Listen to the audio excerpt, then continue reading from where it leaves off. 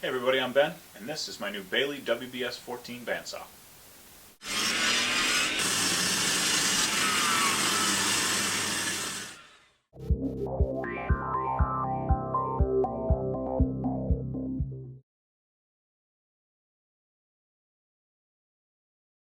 So about a month ago, well I guess it was back in April, Bailey sponsored a woodworking contest on woodworkingtalk.com.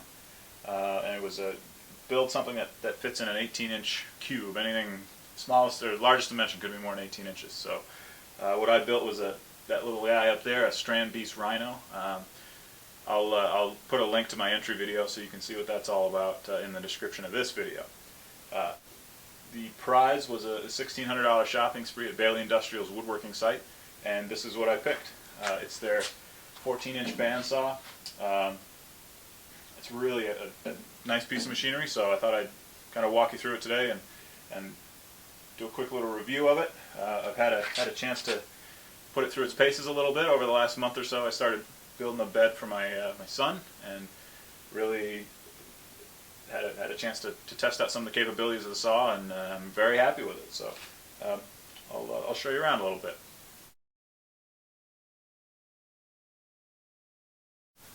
So first thing I did was kind of set the tension on the blade, adjust the upper and lower guides, and the guides adjust very easily. There's a small set screw on the side, and the bearings are mounted on a cam, so it's very easy to dial it in pretty quickly and get those bearings right where you need them. So that top and bottom guides are real quick to set up, and after that I put the table on. That's a real quick operation. The trunnion it's held on with two thumb screw or two knobs underneath, and there's a cast iron trunnion that it mounts to, and the upper trunnion mounted under the table is steel. That goes on easily. Fence, real nice fence, went on quickly. This whole assembly was this was all assembled right out of the box, so all you had to do was mount the rails, get those adjusted for height, which is pretty quick and easy. I've since added this auxiliary fence for resawing. I'll get to that, but the fence itself is very nice. It rides on two bearings, and those also are very easy to adjust. There's a set screw under this bearing, and this one's mounted on a cam, so you adjust it with a screwdriver to adjust square. It's a piece of cake, and it goes quick, so that's nice. This is a really nice fence. I feel like on some saws, some bandsaws, the fence is sort of an afterthought, even on higher end models, but that's really not the case here. This is real heavy duty cast iron, and it slides. It's real smooth, so it works great, and really happy with it, and it locks down really sturdy. So overall assembly was quick and straightforward, probably about an hour. Had it up and running and well adjusted. I did some test cuts, and it was basically right on the money. Well, if we open it up, kind of take a look inside. The upper and lower wheels are real nice, heavy cast iron, mounted on these real beefy bearings. Really nice, smooth operation, and really easy to adjust. One thing that the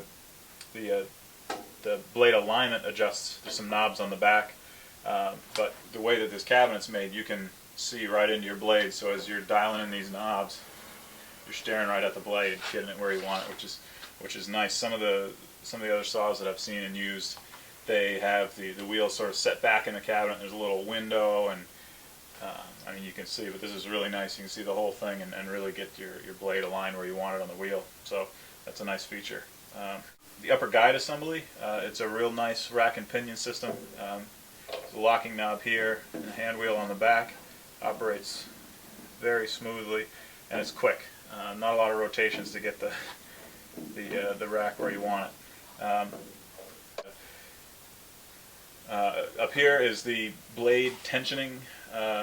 Handles both the tension and a tension quick release. Right now the blade is tensioned, and actually you'll notice I don't have the saw plugged in. I probably should mention that before I started. But this switch it's real nice. There's a light to indicate when the saw is plugged in.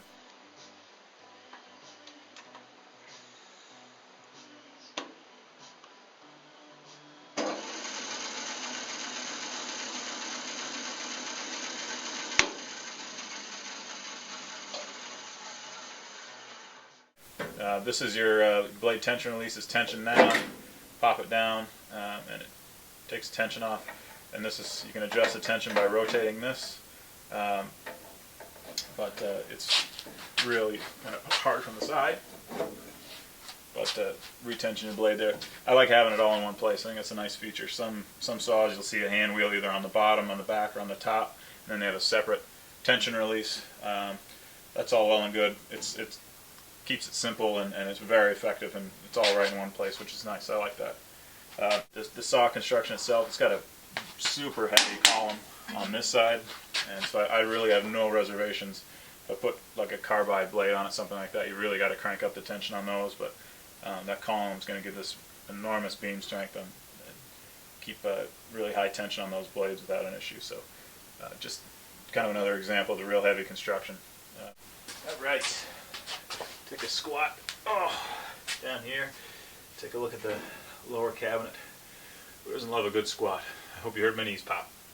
Anyway, lower cabinet is pretty straightforward. The saw, the belt drive has 2 speeds, and it's a piece of cake to swap between those speeds, and it's very accessible down here. You just loosen up a little hand screw on the back, and that releases your tension, and you can swap the pulley out to change the speed.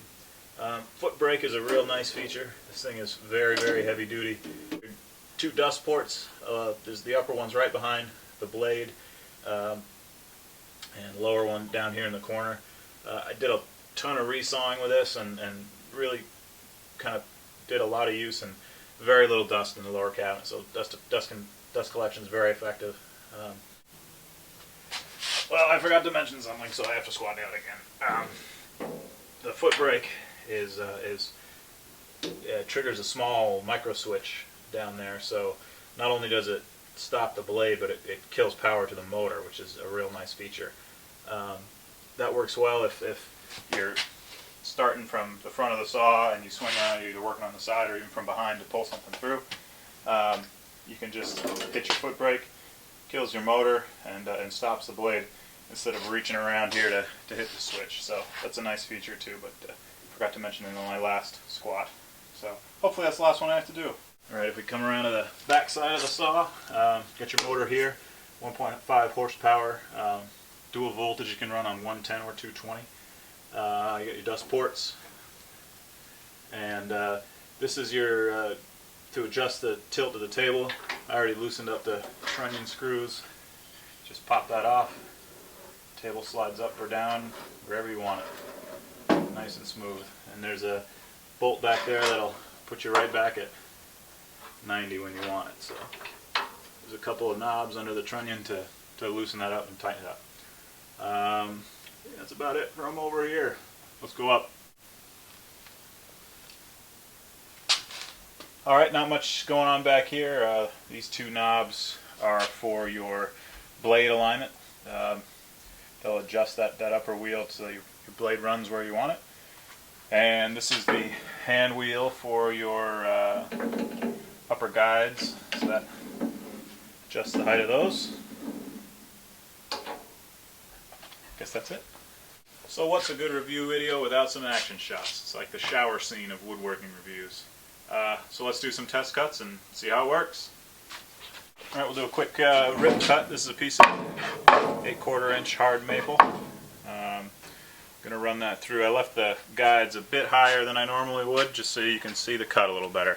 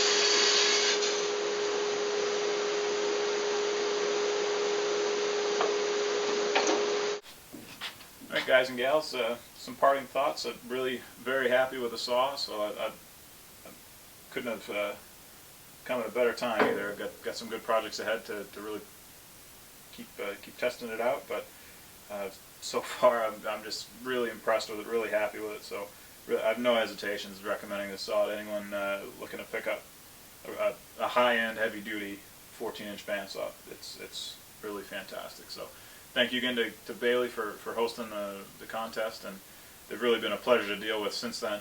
And also thanks to all the people on Woodworking Talk and those who voted for me and who supported and enjoyed the project. And check out the link in the description of this video to check out my entry project that won me this fine piece of machinery. And enjoy that, and rate, comment, and subscribe, and we'll see you next time.